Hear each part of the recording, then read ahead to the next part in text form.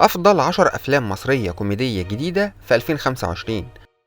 في الفيديو ده هشارك معاكم قائمة بتضم 10 أفلام مصرية كوميدية جديدة صدرت في سنة 2025 ويستحقوا يكونوا ضمن قائمة مشاهدتك بكل تأكيد، وده علشان قصتهم المميزة وأحداثهم الخفية المضادة للاكتئاب والملل.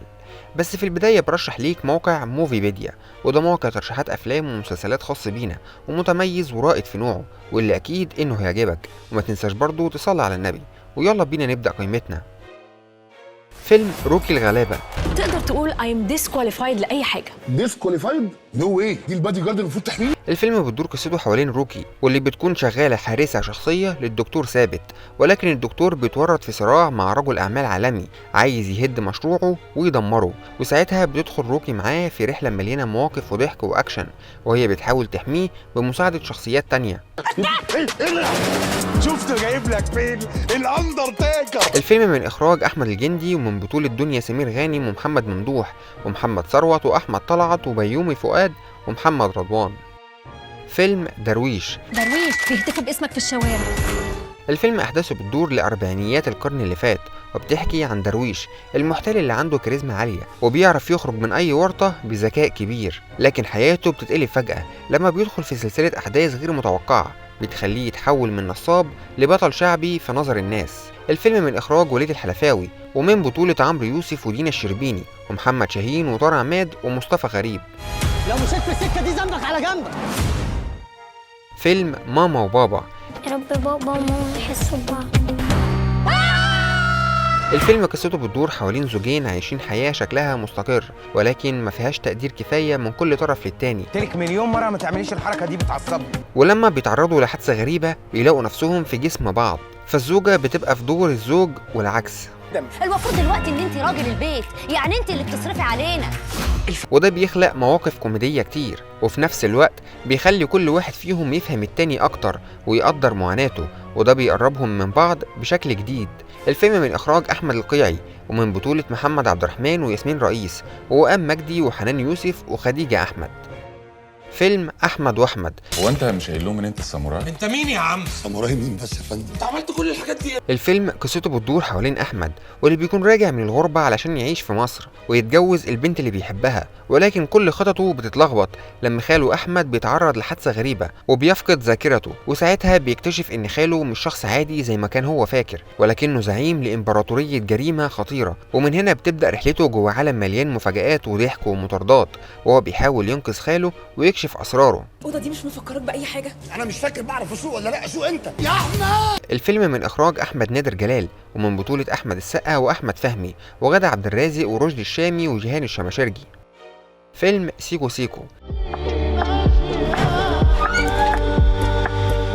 الفيلم بيحكي عن سليم ويحيى، واللي بيلاقوا نفسهم في ورطة تقيلة لما بيورثوا شحنة مخدرات بدل فلوس من عمهم، فبيحاولوا يخلصوا من المصيبة دي بخطة عجيبة بتعتمد على لعبة إلكترونية لبيع المخدرات جواها، ولكن الدنيا بتتقلب عليهم أكتر لما بيظهر زعيم عصابة خطير وبيقول إن شحنة المخدرات دي بتاعته، وساعتها بتبدأ مطاردات ومواقف مضحكة وهما بيحاولوا يهربوا من المصيبة دي. الفيلم من إخراج عمر المهندس، ومن بطولة عصام عمر وطه دسوقي وخالد الصاوي وسليمان عيد وطارق عماد وباسم سمرة وديانا هشام.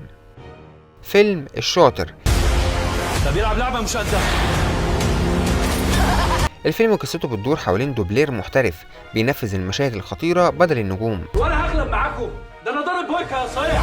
ومع انه شاطر جدا في شغله الا ان حياته بتتقلب لما عصابة بتخطف اخوه الصغير، فبيقرر يستغل خبرته في الاكشن على ارض الواقع، وبيبدأ يدخل في مغامرات ومطاردات خطيرة مليانة اثارة وضحك في نفس الوقت. الفيلم من اخراج احمد الجندي، ده باشا تركيا ده. ومن بطولة امير كرارة وهنا الزاهد ومصطفى غريب وعادل كرم ومحمد القس.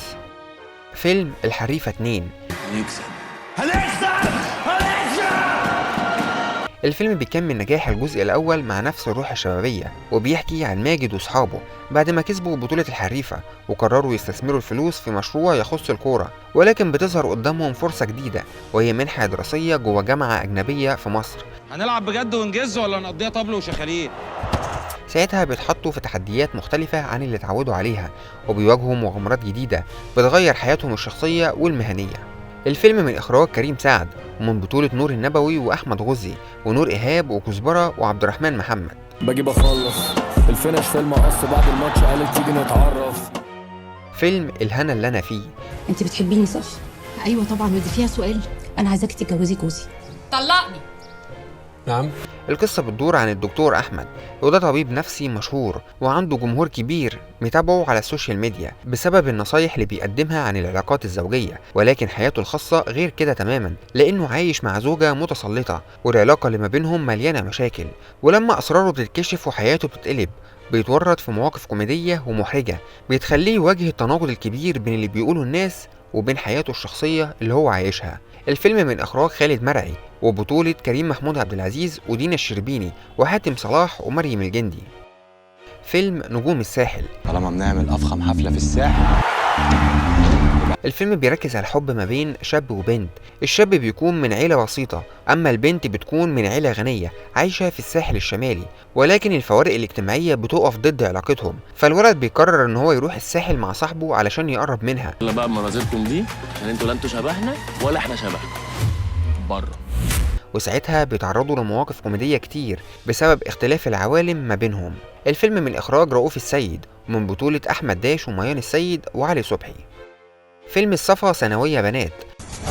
الصفا ثانويه بنات، امال فين الولاد؟ الفيلم أحداثه بتدور جوه مدرسة بنات مهددة بالإفلاس، ولكن بتظهر فرصة لإنقاذها عن طريق مسابقة كرة سلة بجائزة كبيرة جدا، وبيتم تكليف المدرس الجديد إن هو يكون فريق من الطلبة ويدربهم رغم إنهم ملهمش أي خبرة في اللعبة، وده بيخليه يواجه مواقف كوميدية كتير في رحلة مليانة روح جماعية وإصرار.